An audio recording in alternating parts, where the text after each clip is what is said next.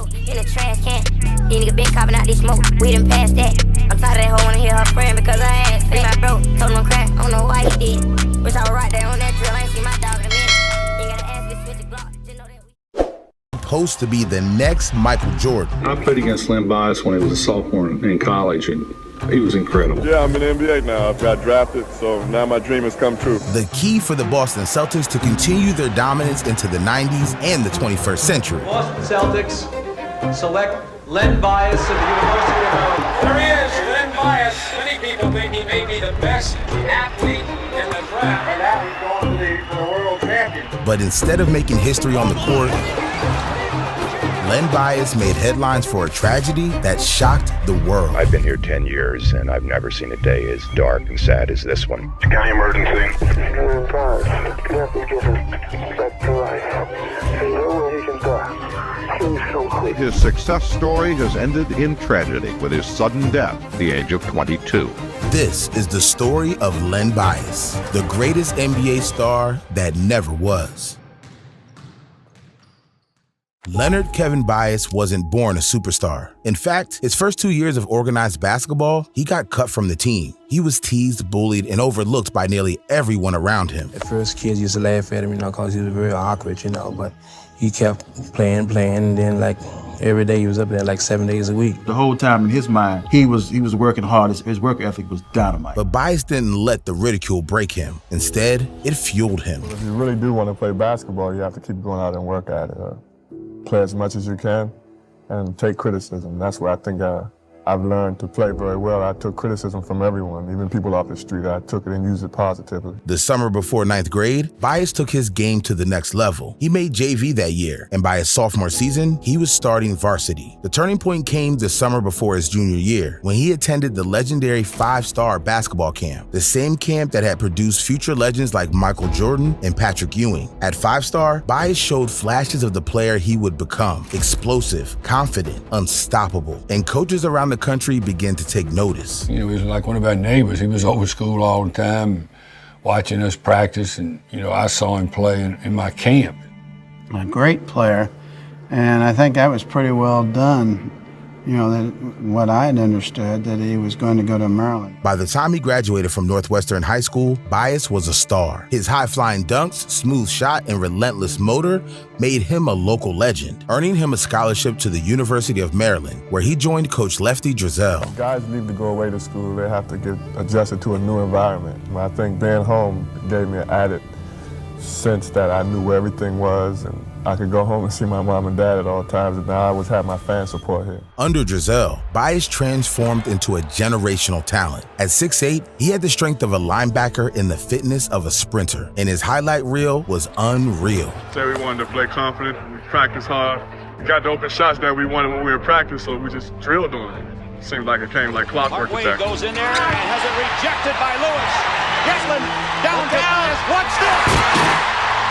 I think Coach Driesell, he's a good inspiration for me because he's a workaholic. He never satisfied, and he always made me work. He told me the things that I could do, and he put a lot of faith in me and told me that I will be able to score and I will be able to rebound, and I can do it.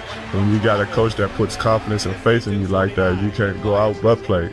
Just play well. Len Bias wasn't just good, he was arguably the best, even leading Maryland to winning the ACC in 1984. 1984 ACC championship with a 74-62 win. There was only one man in college basketball who could rival him, Michael Jordan. I just think that I have the habits of working hard. I always been taught that to reach a goal that in life that you want, you have to work hard to get to it. And Bias and Jordan didn't cross paths often, but when they did, it was magic. The kind of basketball that legends are made of. I guess that is a pretty fitting end to the ballgame. Jordan, look at that! In January 1984, Maryland faced UNC. On one end, you had Jordan, the high-flying, electrifying scorer who seemed like he could do no wrong. On the other, Bias, a raw but explosive talent who had no intention of backing down. And Bias rose to the challenge. He didn't just match Jordan's intensity, he outshined him at moments. Fadeaway jumpers, thunderous dunks, suffocating defense. Jordan might have had the edge, but Bias left the arena with everyone talking. Bias wasn't just a player trying to keep up with Jordan. He was a rival who pushed him, who made him better, and who, for brief moments, even eclipsed him. Bias, oh, he held everything going their way. Look at Atkins. By his senior year, Bias had cemented himself as one of the greatest players in college basketball. His 23 points per game were electrifying, and NBA scouts weren't just interested, they were salivating. The league wasn't just calling, it was begging, and there was one special team on the other line with him. In the summer of 1986, the Boston Celtics were on top of the world. They had just capped off a season with 67 wins, one of the best records in the NBA. Larry Bird was MVP. Kevin McHale and Robert Parrish dominated the paint. They were a dynasty at their peak. But deep down, Celtic fans knew their window was closing. Bird was battling injuries. Bird already playing with a bad back, had another problem. McHale and Parrish weren't getting any younger. Then came June 17th, the NBA draft. And with the second overall pick, Boston made a move that was supposed to secure their future. Boston Celtics select Len Bias of the University of Maryland. There he is, Len Bias. Many people think he may be the best athlete in the draft. And now he's going to the world champion. The plan was simple. Bias would sit behind Bird and McHale, learn from the best, and take the torch when they retired. In fact, Larry Bird later admitted if Len Bias had been with us, he would have retired in 1988. Bias was the bridge to the future, the player who would keep the dynasty alive. This was an all-American kid, a super kid. But instead of redefining basketball for a generation, Bias's story ended before it ever truly began, just 48 hours after making the NBA. Yeah, I'm in the NBA now. I've got drafted, so now my dream has come true. On June 19th, 1986, less than 48 hours after his dream came true, Len Bias was back at his University of Maryland dorm. It was supposed to be a night of celebration. Bias had just returned from Boston, where he met owner Red Auerbach, toured the Boston Garden, and taken the first steps in what was supposed to be a legendary career. But back in Maryland, the mood shifted. A small gathering of friends, including Brian Tribble, quickly turned into something darker. Witness accounts suggest that the group began using cocaine, a drug Bias wasn't known for. Friends later said it was his first time, but no one ever truly knows. Around 6:30 a.m., Bias collapsed. He began convulsing, his heart giving out from a cardiac arrhythmia caused by the drug, prompting Brian Tribble to pick up the phone and dial 911. County emergency. Yeah, I'd like to have an ambulance come. What room? 1103 Washington Hall. It's an emergency. It's Len Bias.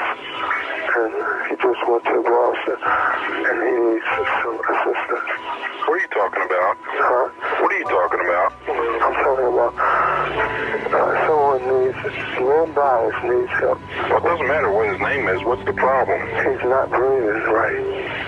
You're giving him mouth to mouth. You can hear it now. This is Len Bias. You have to get him back to life. There's no way he can die. Seriously, sir. Please come quick. Paramedics arrived quickly, but it was too late. At 8:55 a.m., Len Bias was pronounced dead at Leland Memorial Hospital. The sports world stood still. Imagine an All-American basketball star. Imagine having the current NBA champions, the Boston Celtics, make you their #1 pick in the college draft. That is the stuff of dreams for a 22-year-old, and that is what happened to Len Bias. But the dream ends there. Len Bias died Thursday morning of what doctors believe was a heart attack.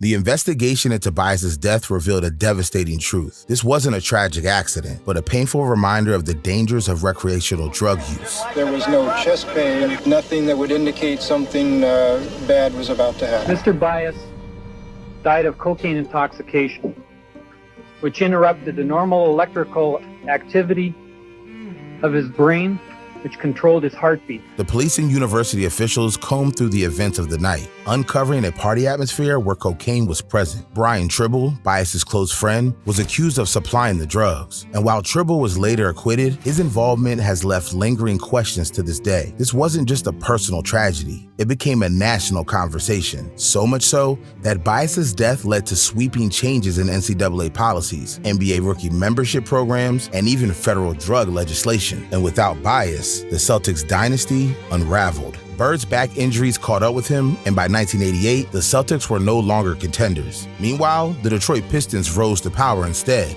dominating the late 80s and paving the way for another player to take over the 90s, Michael Jordan. But no one saw their lives change more than Len Bias's family. Their loss was immeasurable. He was the best brother that I think ever in the whole world, the best brother. Anything that he wanted done, anything that you needed, he jumped right on it.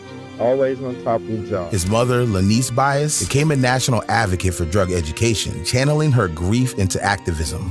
When he went to New York, I never saw him again until he was on the table at Leland Hospital dead. And to this day, fans gather to honor Bias's memory. For many, Len Bias wasn't just a basketball player. He was a sign of hope, a symbol of what could be achieved through hard work and determination. But his story reminds us of the fine line between triumph and tragedy. Len Bias' light may have faded too soon, but his legacy will endure.